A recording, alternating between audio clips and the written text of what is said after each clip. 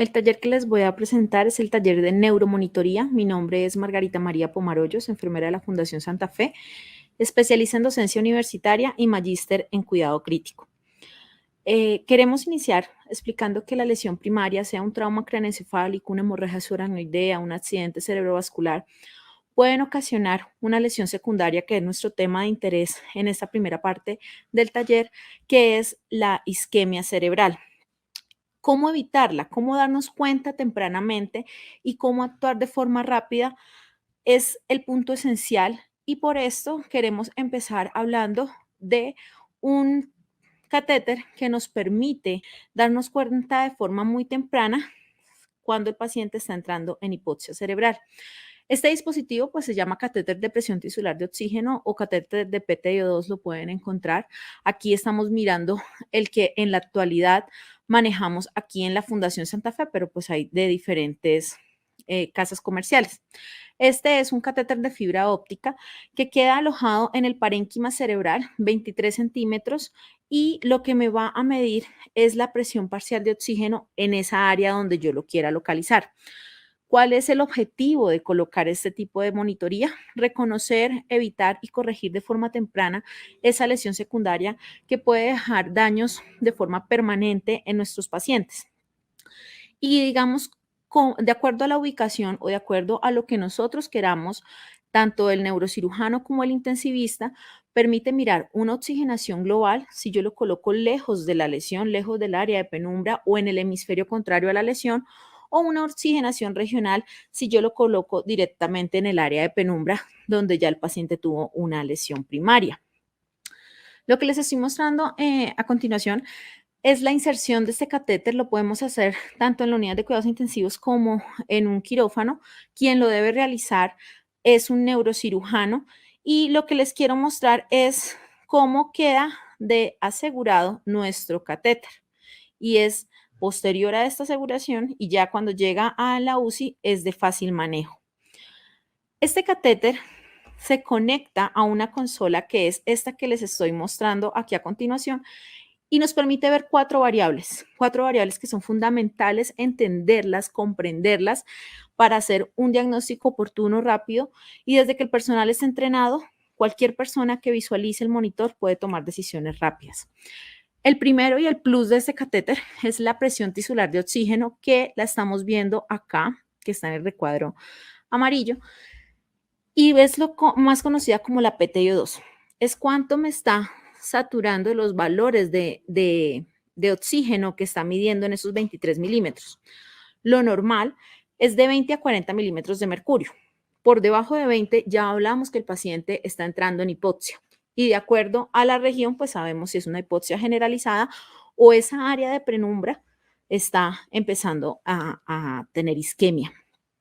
La bibliografía nos habla de cuatro tipos de rangos de hipoxia: hipoxia leve de 15 a 20, hipoxia moderada de 10 a 15, grave de 10 a 5 y una crítica que es menor a 5. Cuando un paciente está ya en rangos críticos y graves, tenemos que actuar de forma muy rápida porque las lesiones pueden ser permanentes. Entonces, aquí lo que buscamos es oxigenar mejor al paciente, mirar las causas de hipoxia, y me adelanto un poco hablándoles que sería tema de otra charla. Tenemos 8 causas de hipoxia cerebral. Ahorita vamos a mirar las más comunes y en las que podemos actuar rápidamente y qué nos dicen los algoritmos, pero cuando tenemos unos valores diferentes, menores a 20, enfermería, si lo detecta, tiene que trabajar muy rápidamente en conjunto con el intensivista y terapia respiratoria, aumentando el FIO2 que le aportemos al paciente o buscando cuál es la causa que me tiene a mi paciente en hipoxia. Cuando los valores son superiores a 40 y alguna literatura habla hasta de 50, encontramos que nuestro paciente está en hiperemia. Entonces lo tenemos con un flujo sanguíneo muy elevado, donde estamos mandando más aporte de oxígeno de lo que nuestro paciente requiere. Otro de los valores que nos permite este catéter es la presión intracraneal, que la mayoría pues lo hemos escuchado, y hay diferentes dispositivos que me permiten monitorizarla. Entonces, en este caso, pues igual como los demás dispositivos me va a arrojar un valor, pero aparte de arrojarme el valor, me muestra en tiempo real la curva. Entonces, pues recordar que en adultos el valor o los rangos normales son de 10 a 20, pero recordar que cada paciente tiene unas metas y pues eso hay que hablarlo directamente con los neurocirujanos. En niños de 3 a 7, en recién nacidos de 1.5 a 6. Aquí mostrándoles rápidamente, recordar que esta es la curva normal de la presión intracraneal. Tenemos P1, P2 y P3. P1 es una curva predominante que lo que me está mostrando o lo que me refleja es el flujo cerebral arterial. Entonces, ese pulso arterial que se ejerce sobre los plexos coroideos y debe ser una curva predominante. Si algo en esas curvas cambia, es porque algo está pasando internamente. P2 me va a mostrar la distensibilidad cerebral o la compliance cerebral, qué tanto ese cerebro tolera cambios de presión o volumen, que lo vamos a ver ahorita. Y P3, que es la resistencia a flujo venoso, ya todo el flujo venoso que viene del cerebro para llegar a través de las yugulares al corazón. Entonces, digamos que lo normal es esta imagen que estamos viendo acá, pero recordemos que el paciente con una lesión primaria puede tener alterado cualquiera de ellos. Si por X o Y motivo está hipertenso nuestro paciente, si por X o Y motivo la compliance cerebral está alterada porque está en edema cerebral, porque está haciendo un sangrado, porque el paciente, bueno, valga la redundancia, resangró, pues lo vamos a ver alterados. O si le estamos ocluyendo las yugulares y no permitimos ese retorno venoso adecuado, vamos a tener cambios. Si ustedes ven acá estas imágenes, por ejemplo, aquí vemos P1, P2 y P3 se ve muy alto. Entonces es un paciente que tiene un Swan-Ganz, un Majorca, y dependiendo de la lesión, por ejemplo, acá lo que se ve alterado es P2. P2 se ve muy predominante, P3 casi ni se observa, P1 está por debajo. ¿Para qué me sirven estas imágenes? Estas imágenes me permiten entender rápidamente cambios en la compliance principalmente, y eso se va a ver reflejado con los valores que les voy mostrando. Hablar exclusivamente de las curvas, pues nos llevaría realmente a otro taller, por eso me permito pasar para mostrarles el resto de variables. La tercera, y es un plus que tiene específicamente esta monitoría, es la que nosotros llamamos PICA, que la encuentran acá debajo de la PIC, y es conocida en la literatura como la amplitud global o la variabilidad de presión. Me está mostrando directamente cómo está la compliance cerebral, ese P2 que acabamos de ver. Ella lo traduce en un valor.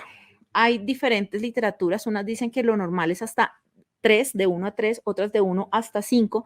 ¿Y qué me está diciendo? Mire, si su paciente tiene más de 5, tenga cuidado porque tiene mucho riesgo de lesionarse. Si su paciente, usted, por ejemplo, y esto es muy, es básico para enfermería, para terapia, toda maniobra donde usted pueda aumentar la presión y el volumen intracraneal puede llevar al paciente a lesionarlo, a herniarlo. Entonces, porque me está diciendo, la compliance cerebral está normal o anormal. Si está con valores muy elevados, por encima de 5, por encima de 3, que tenga 13, 11, es un paciente que tiene mucho riesgo de herniarse. Entonces, asimismo, enfermería o cualquiera, digamos que programa los cuidados que va a tener con el paciente. Es un paciente que tiene un riesgo grandísimo de que bajemos esa cabecera, de que lo lateralicemos. Ya aquí empezamos a priorizar. ¿Qué es más importante? ¿El cambio de posición, el baño del paciente, o que yo lo pueda llevar a un riesgo más, digamos que mayor, que es aumentarle la presión intracraneal y hasta llevarlo a herniarse? Entonces, la PICA me permite a mí organizar los cuidados en cuanto a movimiento, en cuanto a aumento de presión, todo aquello que me baje la cabecera, aumento de volumen. Si el paciente tiene hidrocefalia y yo le bajo la cabecera, pues el riesgo es muy grande. Entonces, me permite visualizar con solo un número, o si quiero irme a la curva, programar qué voy a hacer con mi paciente. Y por último, la temperatura cerebral, que lo vemos a un costado. Entonces, la temperatura cerebral realmente me lleva a mirar un poco sobre el metabolismo basal del cerebro. Si yo estoy en hipotermia cerebral, entonces, digamos que la literatura habla entre 36 y 37, algunos hablan hasta 37.2, que serían las temperaturas normales.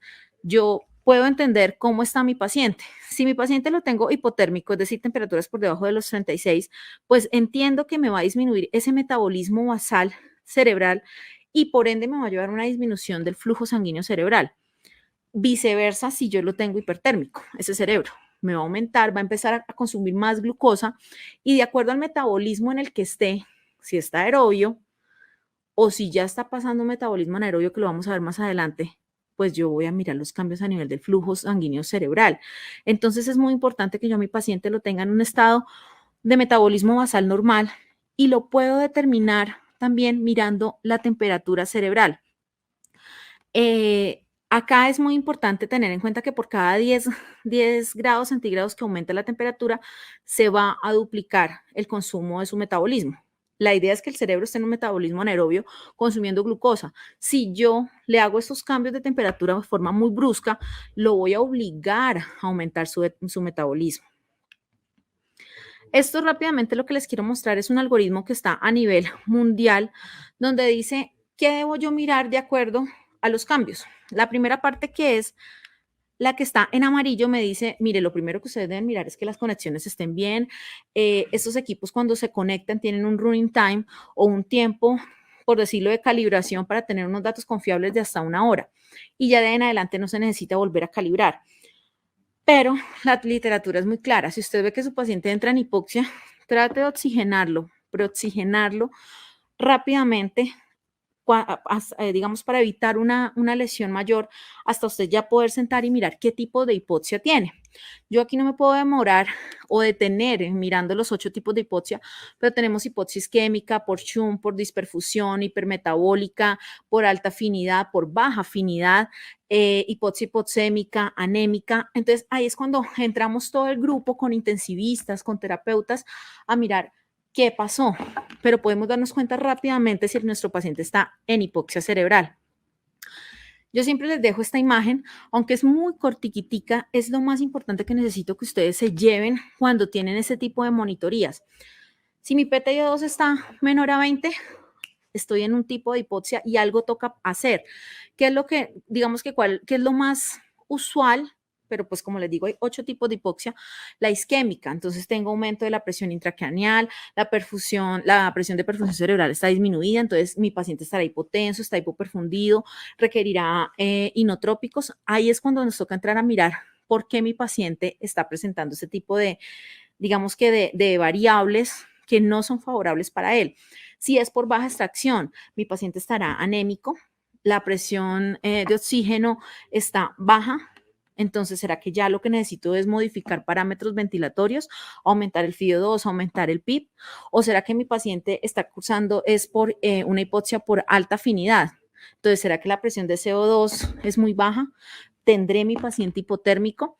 Anémicas, entonces pues su nombre lo dice, tiene una hemoglobina muy baja, entonces no tengo quien me transporte el oxígeno. Ahí es cuando rápidamente, pero si yo reconozco valores normales, rápido puedo actuar. La PIC, bueno, mi paciente estará en hipertensión endocraniana. Para este paciente tiene la PIC mayor de 20, o nos dice el neurocirujano, pilas porque necesito que la PIC no esté mayor a 15. Entonces, cuando ustedes tienen las metas claras, rápidamente pueden actuar. Temperatura, y es algo que yo les digo, estos parámetros junto con la pica, perdón, siempre mírenla al llegar a turno. Es una constante, saber cómo cómo recibí esa curva para yo así mismo actuar.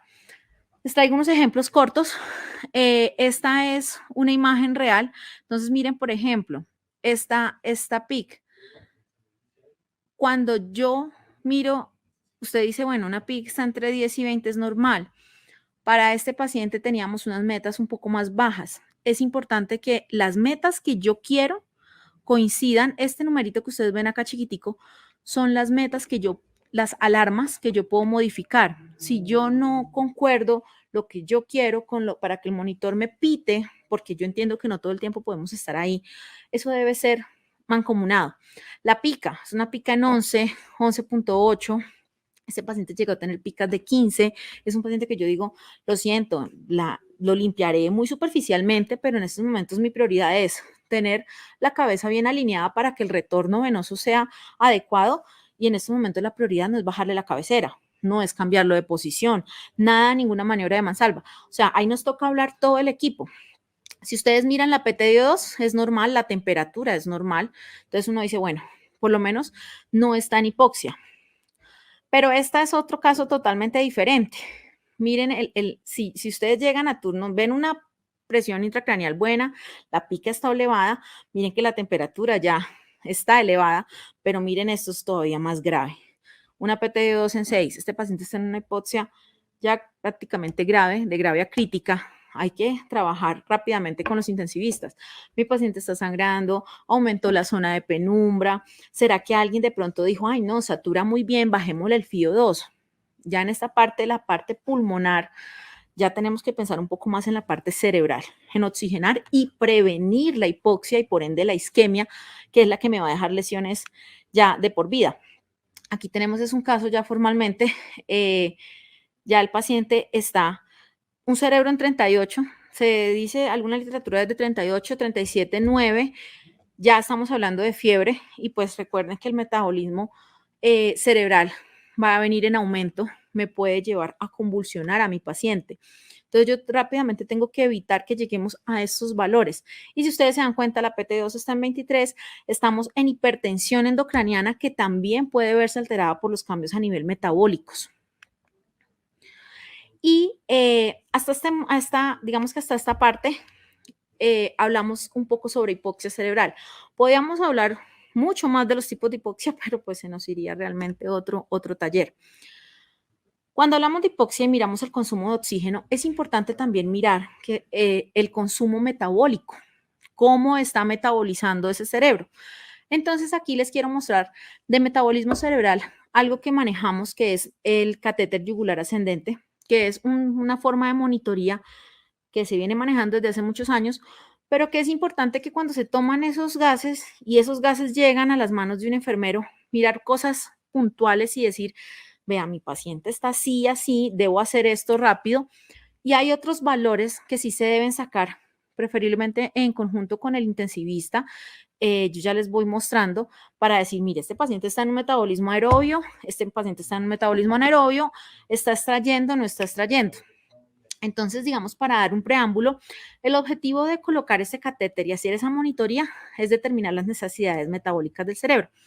Recordar que nuestro cerebro utiliza 25% de la glucosa que tenemos en sangre, 20% del oxígeno y 15% de ese gasto cardíaco que tenemos para llevar a un metabolismo aerobio, que eso sería, digamos que lo normal en cualquiera de nosotros. ¿Qué pasa cuando ya hay una injuria, cuando hay una lesión primaria? Cuando hay una injuria cerebral, y dígase la que ustedes quieran, trauma craneoencefálico severo, una ACV hemorrágico, una ACV isquémico, un ictus, una hemorragia subaracnoidea, me puede alterar los mecanismos que tiene el cerebro para extraer y metabolizar el oxígeno. Entonces, cuando esos mecanismos que tiene de autorregulación se ven alterados por la lesión, por la hidrocefalia, por el edema, por el sangrado, por lo que sea, si yo permito que eso avance, el cerebro entra en metabolismo anaerobio. Entonces ya no empieza a consumir glucosa, ya se empieza a producir lactato y ya empezamos a ver unos cambios en cuanto a la extracción, a cuanto al consumo de oxígeno, y eso sí es gravísimo porque también me va a llevar a la isquemia, me va a llevar a la hipoxia. Entonces, por eso esta monitoría, digamos que va muy de la mano. Por eso colocamos un catéter, bueno, tiene varios nombres, catéter yugular ascendente o catéter yugular de saturación del bulbo. Es un catéter, como su nombre lo dice, yugular, pero ascendente. ¿Y cuál es su función? ¿O qué quiero yo medir, mirar cuando se pone un catéter de estos? Uno, ¿qué metabolismo tiene mi cerebro? Ese cerebro de ese paciente. Dos, si ese flujo sanguíneo cerebral es suficiente para satisfacer las necesidades metabólicas de ese cerebro. Recordemos que no es lo mismo, por ejemplo, la última imagen que les mostré del PT2, ese paciente que está febril, y está febril acá a nivel cerebral y está consumiendo, está con un metabolismo basal mucho más rápido. ¿Será que ese mismo cerebro tiene un flujo sanguíneo cerebral adecuado que supla todas esas necesidades? Entonces, para eso es que colocamos el catéter yugular ascendente. Bueno, como su nombre lo dice, y para empezar, digamos, por dónde se coloca, queda a nivel del bulbo de la yugular, pero ustedes dirán, pues, ¿qué es eso? A ver si es una dilatación de la vena yugular en la base del cráneo. El intensivista coloca un catéter monolumen. Hay dos tipos de catéteres. Hay catéteres monolumen normales, como los que conocemos, y hay catéteres que ya vienen acondicionados para conectar a los monitores y van dando los valores constantemente. Va a llegar a la base del cráneo. Acá se ve en una imagen radiológica a dónde debe quedar el catéter. Y ustedes van a decir, bueno, ¿por qué tiene que ser esa vena? Pues porque de ahí viene todo el retorno venoso cerebral. Entonces yo puedo mirar esa saturación de esos gases, qué tanto ese cerebro está consumiendo oxígeno, gracias a la interpretación de la saturación. Como les mostraba, entonces tenemos un catéter monolumen o tenemos unos catéteres especiales, pues obviamente aumenta su costo, pero ya tiene la conexión directa a los monitores.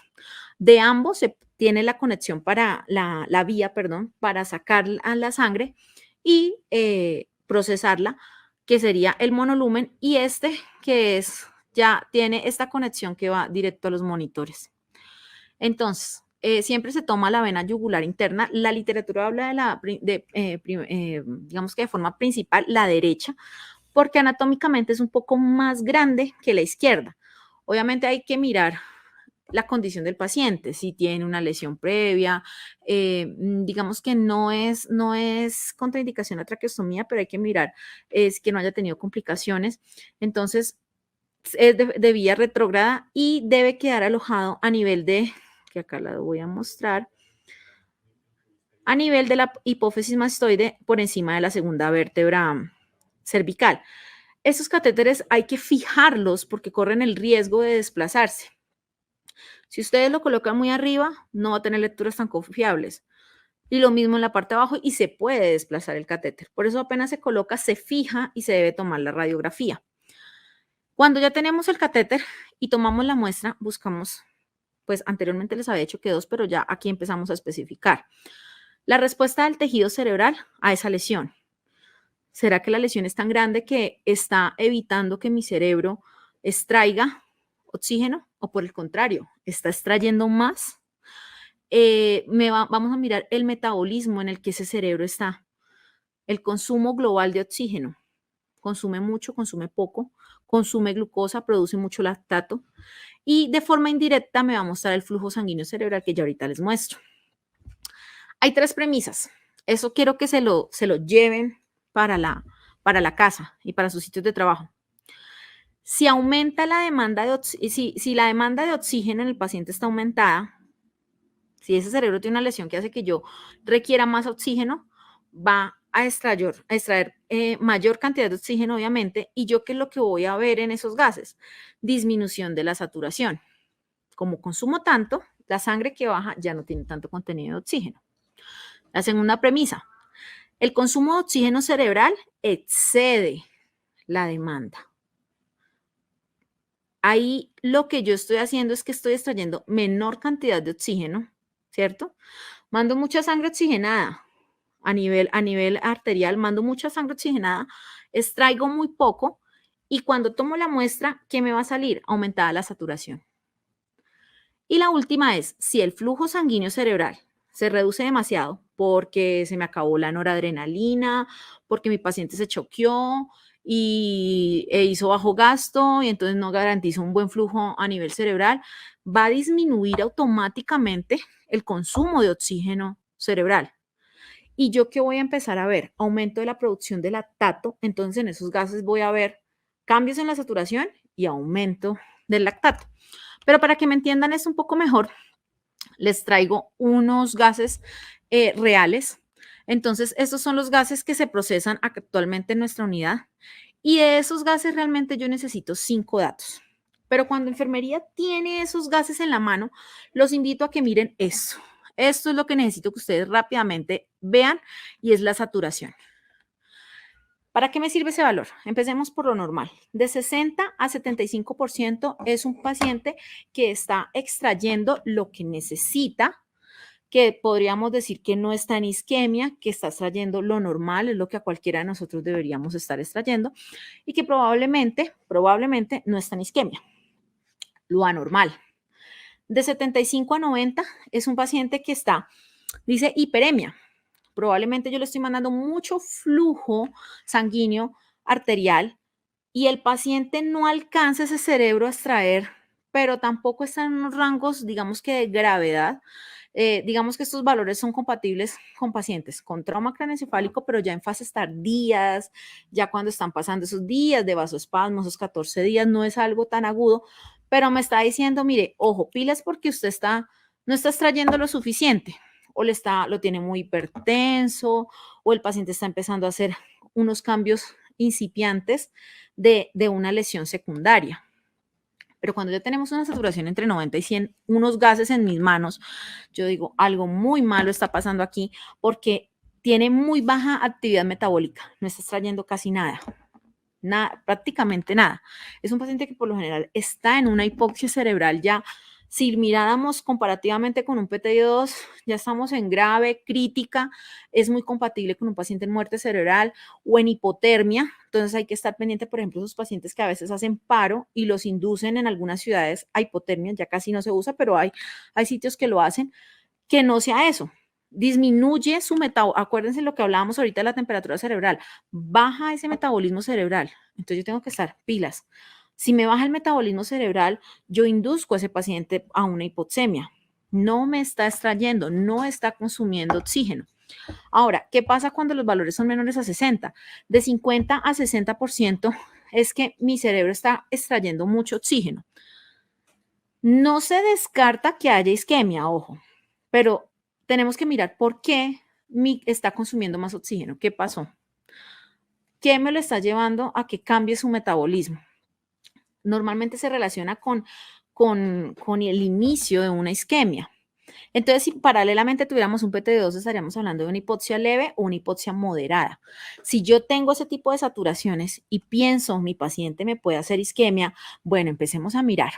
¿Qué me puede llevar a una hipoxia? ¿Será que lo tengo con fiebre cerebral? ¿Será que lo tengo con fiebre corporal? Recuerden que la diferencia es casi 1 grado. ¿Será que me está entrando en hipoxemia? De subimos el FIO2, estar anémico. De 45 a 50, estamos hablando de una isquemia ya, digamos que formal, ya hay una isquemia moderada, ya yo tengo que empezar a mirar qué pasó. Algo debe estar pasando, ¿será que hay que llevar al paciente a TAC? ¿Hizo algún cambio neurológico y no nos dimos cuenta? Y por debajo de 45 es una isquemia severa, que es compatible con una hipoxia crítica severa. Entonces hay que avisar inmediatamente, tendremos que tomar un TAC, pues si no contamos con un PTO2, empezar a mirar al paciente signos clínicos de deterioro. Y cuando tenemos una saturación menor a 45, es casi que confirmado que estamos hablando que nuestro paciente está en un metabolismo anaerobio. Y vamos a mirar también el lactato. Pero digamos que este es el parámetro básico que cuando yo tengo esos gases tengo que correr y entender qué significa ese valor, esa saturación. ¿Qué puede pasar? Si tengo una saturación baja, entonces puede ser que se me bajó el flujo sanguíneo cerebral. ¿Quién me lo pudo haber llevado? Un choque, se me acabó la nora, se hipotensó, pero ¿quién me lo llevó? ¿Está séptico en mi paciente? O puedo tenerlo en un aumento del consumo metabólico de oxígeno cerebral. ¿Qué me puede llevar a mí a aumentar mi metabolismo? La hipoxia, que es lo que ya hemos hablado. Disminución de la presión de perfusión cerebral. Aumentó la PIC, disminuyó la presión arterial, hiperventilación alveolar. Tengo que mirar la hiperventilación y también mirar cómo está esa presión de CO2 en mi paciente. Ahí tengo que ya también entrar a hablar con terapia. Falta de sedación, lo tengo despierto. Recuerden que un paciente despierto también empieza a aumentar su metabolismo. Está anémico, tiene fiebre. Y si por el contrario tenemos esos casos donde la saturación está aumentada, lo tendré en hiperemia, lo tengo más hipertenso de lo que ese paciente necesita. Habrá que hacerle un Doppler transcraneal para mirar con qué tensión yo perfundo bien ese cerebro. Lo tengo muy hipertenso, más de lo que yo necesito. Estar en muerte cerebral mi paciente. Entonces, eso es lo que rápidamente yo los invito a que ustedes lo tengan y les voy a mostrar a continuación lo que hacemos en conjunto con los intensivistas. Con estos gases, lo que uno, pues les comentaba, uno calcula o trata de entender cómo está ese flujo sanguíneo cerebral y mira dos parámetros: el consumo metabólico de oxígeno cerebral, que ya vamos a ver, y la diferencia arterioyugular de oxígeno. Para poder determinar esto y decir finalmente, mire, mi paciente está en un metabolismo aeróbico o anaeróbico o está consumiendo, está extrayendo más oxígeno y es hacerlo de forma, digamos, contundente y certero, necesitamos unos gases arteriales.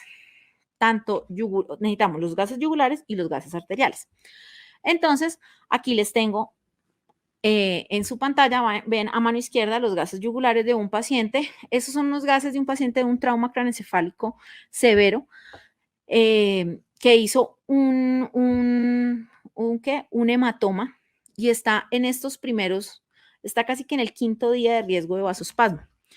La literatura nos dice, y anteriormente se hacía con toda esta cantidad de fórmulas, determinar los valores que más necesitamos, que son este y este. Entonces ustedes dirán, no, pues, ¿en qué momento vamos nosotros a hacer todo eso? Aquí en la fundación, y gracias a un neurocirujano amigo que en paz descanse, él nos dejó todas las fórmulas en Excel y es algo que se puede hacer fácilmente. Entonces, ¿qué fue lo que se hizo? Se creó un Excel en donde únicamente metíamos, bueno, el nombre del paciente, su diagnóstico, fecha y hora para llevar como un registro constante de cada paciente.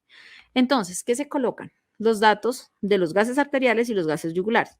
Entonces, ¿qué miramos? La presión de CO2, la presión de oxígeno, la hemoglobina, la glicemia, que hay que convertirla, la saturación y el lactato. Al meterlos, él automáticamente ya nos muestra esto, que es la parte de arriba lo que nos interesa. Son estos últimos 4 datos lo que realmente mira el intensivista y el neurocirujano, y es cuando ya entonces nos reunimos y tomamos las decisiones o el diagnóstico que está ya aquí abajo. La diferencia arterioyugular de oxígeno, entonces, lo que nos dice la literatura es que menor de 5, estamos hablando que nuestro paciente está en hipoperfusión, está extrayendo menos oxígeno.